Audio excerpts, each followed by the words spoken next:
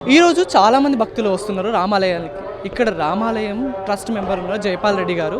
ఆయనని అడిగి తెలుసుకుందాం ఎలా జరుగుతుంది, తర్వాత ఇక్కడ ఏమేమి ఉత్సవాలు కండక్ట్ చేస్తున్నారు అనేది. నమస్కారం సార్. జై శ్రీరామ్ అండి. జై శ్రీరామ్ అండి. సార్ చెప్పండి, అసలు ఈరోజు అయోధ్య రామ మందిరంలో బాలరాముని ప్రతిష్టాపన ఎలా ఉంది?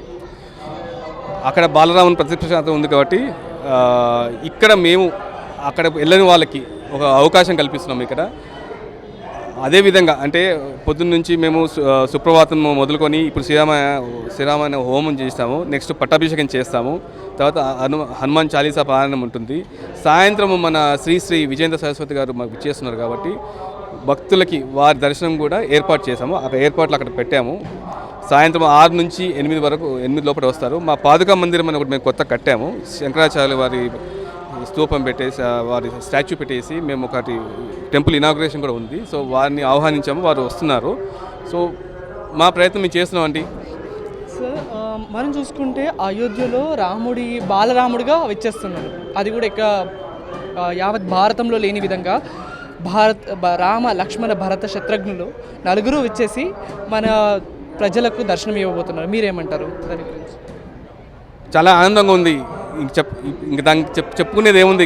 అదే ఒక మీరు అంటున్నదే ఒక ఆనందం ఉన్నట్టు. రాముల వారి అక్కడ విచ్చేస్తున్నారు, ఇక్కడ ఆల్రెడీ ఉన్నారు. సో భక్తులందరూ రావడం మాకు ఒక చాలా సంతోషకరమైన దినంగా భావిస్తున్నాం. ఈరోజు చరిత్రలో నిలిచిపోయే దినము. మన మోడీ గారి ప్రోత్సాహంతో, మోడీ గారి పట్టుదలతోని మనం ఒక గుడి కట్టగలిగాము, అక్కడ అయోధ్యలో కట్టగలిగాము. సో మా పరంగా మేము ఏదో ఒకటి చేయాలి కాబట్టి మా రామాలయం నుంచి కూడా మా భక్తులకి లైవ్ టెలికాస్ట్ పెట్టేసి అక్కడిది వీక్షిస్తూ మా కార్యక్రమాలు మేము నిర్వహిస్తూ జరుపుకుంటున్నామండి. Thank you sir. నమస్కారం సార్. జై శ్రీరామ్. నా పేరు తేరడందూర్ శ్రీ రామన్ భట్టాచార్యార్, పంచరాత్ర ఆగమ విద్వాన్, శ్రీరంగం నుంచి వచ్చాము. అయోధ్యలో ఎటువంటి కార్యక్రమం అంతా విశేషంగా జరుగుతుందో ఆ కార్యక్రమం అంతా విలక్షణంగా ఇక్కడ నిర్విఘ్నంగా పూర్తి చేయాలి అని కొండాపూర్ శ్రీ భద్రాచల రాముడు వెంచేసి ఉన్న ఇక్కడ రామచంద్రస్వామి ఆలయంలో చతుస్థాన పూజ అనేటువంటి కుంభం, మండలం, బింబం, అగ్ని అనేటువంటి దాంట్లో శ్రీ రామచంద్రస్వామిని ఆవాహనం చేసి విలక్షణముగా శ్రీ రామాయణ గాయత్రి హోమము మరియు మహాభిషేకము, పట్టాభిషేక కార్యక్రమం అంతా నిర్వాహం ద్వారా ఏర్పాటు చేశారు. ఇవాళ సాయంత్రం చాలామంది మహనీయులు వచ్చి హనుమద్వాహనంలో ఊరేగింపు అంతా జరగబోతున్నది. ఈ కార్యక్రమాన్ని ఎవరెవరు సేవిస్తారో వారికి సకల క్షేమం ఏర్పడుతుంది, లోకమంతా క్షేమంగా ఉంటుంది అనేటువంటి కార్యక్రమంతో పాటు శ్రీ రామచంద్రస్వామి సీతామహాలక్ష్మి అనుగ్రహం పరిపూర్ణంగా అందరం ఉండాలి అని చెప్పి శ్రీరామచంద్ర శ్రుతపారిజాత సమస్త కళ్యాణ గుణాభిరామ సీతాముఖాంబోరుహ సంచరీక నిరంతరం మంగళమాతనోతు అన్నట్టు లోకమంతా క్షేమంగా ఉండాలి అని చెప్పి ప్రార్థిస్తూ ఉంటాం. జై శ్రీమన్నారాయణ. గారు అంటే బాలరాముని దర్శించుకోవడం, రామ లక్ష్మణ భరత శత్రుఘ్నులను దర్శించుకోవడం వల్ల ఏం కలుగుతుంది? ఇక్కడ శ్రీరామాయణంలో దశరథుడు ప్రార్థన ఎలా ఉంటుంది అంటే, నాకు 10,000 సంవత్సరం అయింది, లాలప్యమానం, నేను ఎద్దు ఆడుకోవడానికి నాకు పిల్లలు లేదయ్యా, దానికి ఏమైనా ఒక దారి చెయ్యండి అని వశిష్ఠాది మహర్షి దగ్గర ప్రార్థన చేయడం వల్ల వారు పుత్రకామేష్ఠ యాగం చేశారు. చైత్ర శుద్ధ నవమ్యాఢ్య పునర్వసు వినిర్గత అని రామాయణం చెప్తున్నట్టు పాయసాన్న స్వరూపంగా శ్రీరాముడు వెంచేసి లోకమంతా క్షేమార్థంగా వెంచేశారట. దశరథ చక్రవర్తికి మాత్రం వారు అవతరించలేదు. నేను యదా యదా హి ధర్మస్య గ్లానిర్భవతి భారత అభ్యుత్థానమధర్మస్య తదాత్మానం సృజామ్యహం అని కృష్ణుడు ఎలా చెప్పినారో అదే ప్రకారం రాముడు దశరథ చక్రవర్తికి పుత్రుడుగా పుట్టి అయోధ్యానగరమంతా క్షేమంగా ఉండాలి అని వారు ఒక ఆశ. అదే ప్రకారం లోకమంతా క్షేమంగా ఉండాలి అని ఇప్పుడు మనమందరం ఆలయం కట్టి వారిని నెరవేరుస్తున్నాము. దీన్ని దర్శించి సమస్త మంగళం పొందవలసిగా ప్రార్థిస్తాం. జై శ్రీమన్నారాయణ.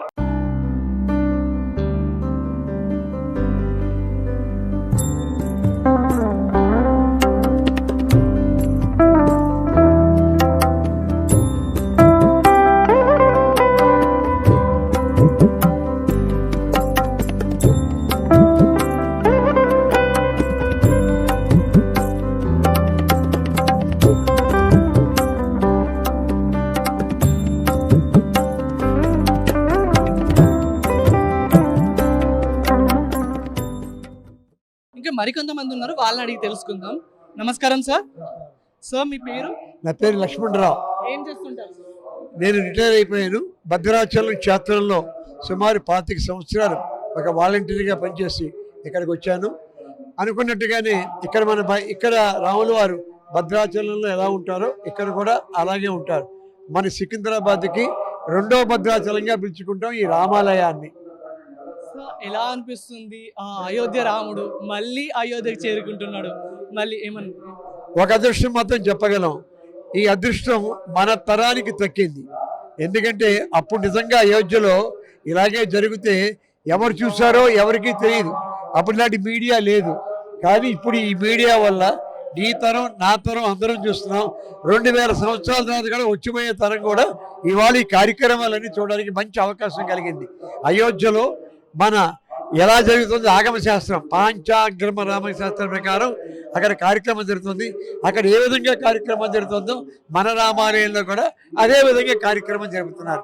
అందరూ అయోధ్యకి వెళ్ళలేం కదా, ఇది ఇవాళ అయోధ్యగా మారిపోయింది. ఇది కాకుండా యావత్ భారతం అయోధ్యగా మారిపోయింది. యావత్ భారతం ఇవాళ చెప్పాలి అంటే 90 కోట్ల మంది అవుట్ ఆఫ్ 130 crores ఒక 25 కోట్లు మనం వదిలేసిన 90 కోట్ల మంది రామనామ జపాన్ని చేస్తున్నారు.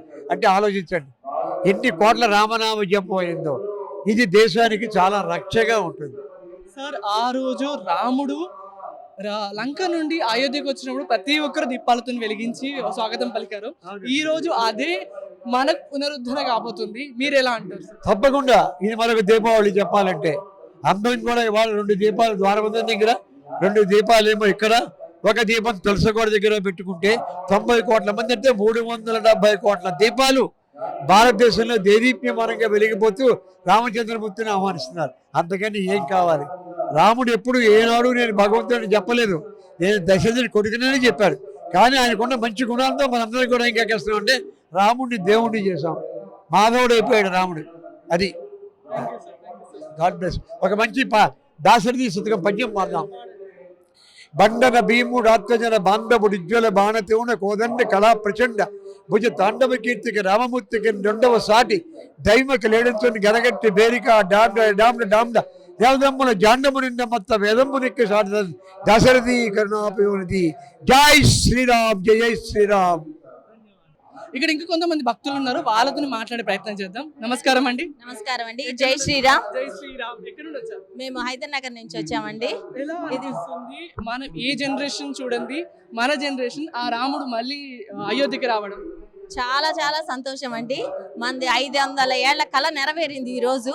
ఇది కూడా మోడీ గారి పుణ్యం అంటూ మనం చూడగలుగుతున్నాము దీన్ని. అప్పుడు రాముడు మనం వచ్చింది చూడలేదు, కానీ ఈ రోజు మనము సీతాదేవి రాముల వాళ్ళు మన అయోధ్యకు వచ్చింది చూస్తున్నాము. ఇది మన జన్మ పుణ్యం అనుకోవాలి. ధన్యమైపోయింది చూసినందుకు కూడా.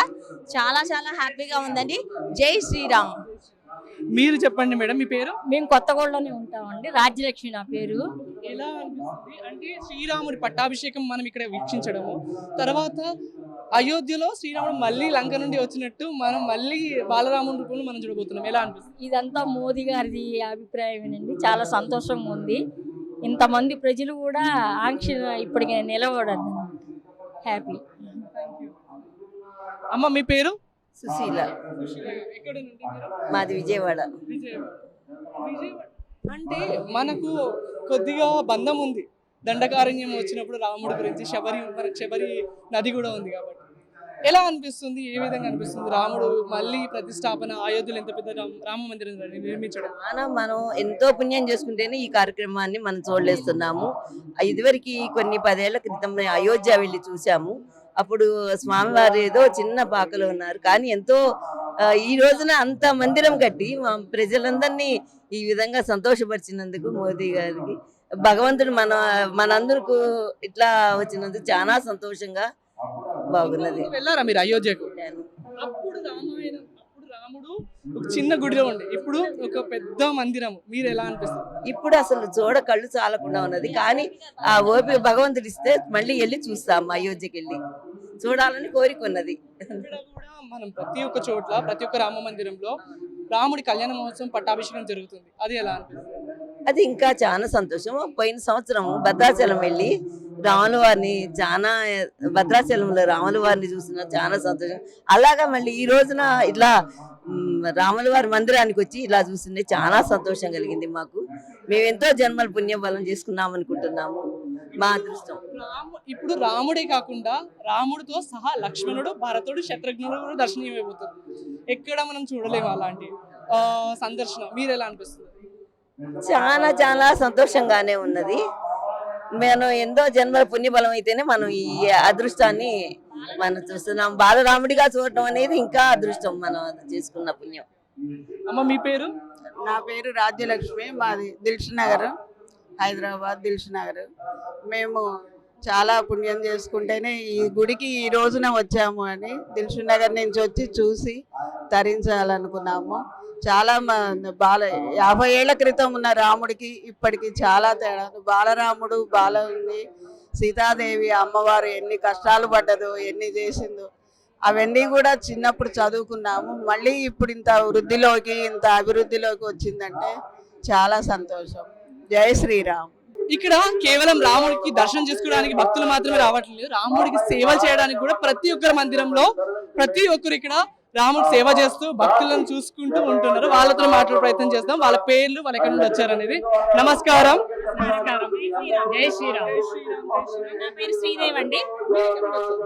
ఎక్కడి నుండి వచ్చారు? మేము ఇక్కడే ఉంటాం, హైటెక్ సిటీ. ఎలా అనిపిస్తుంది రాముడికి సేవ చేయడం? ఎందుకంటే మనం అయోధ్య వెళ్ళి సేవ చేయలేకపోతున్నాం, కానీ ఇక్కడ ఉండి ప్రతి ఒక్క గుడిలో రాముడికి సేవ చేస్తున్నాం. మీకు ఎలా అనిపిస్తుంది? నాకు చాలా బాగా అనిపిస్తుంది. ఆ భాగ్యం దొరికినందుకు చాలా ఆనందిస్తున్నాను. అలాంటి భాగ్యం దొరికినందుకు చాలా ఆనందిస్తున్నాను. 50 సంవత్సరముల తర్వాత ఈ రోజు మనకి ఇంత ఆనందాన్ని ఇచ్చిందని అంటే అది అయోధ్య రాముడి వల్లనే. మీరు చెప్పండి, ప్రతి ఒక్కరు వచ్చిన వాళ్ళకి ప్రతి ఒక్కరికి మిస్ కాకుండా వాళ్ళకు బొట్టు పెట్టి జై శ్రీరామ్ అని చెప్పడం ఎలా అనిపిస్తుంది? చాలా సంతోషంగా ఉందండి. పట్టలేని ఆనందంగా ఉంది. ఈ జన్మకి ఇది ఇంకా చాలు అన్నంత ఆనందంగా ఉందన్నమాట.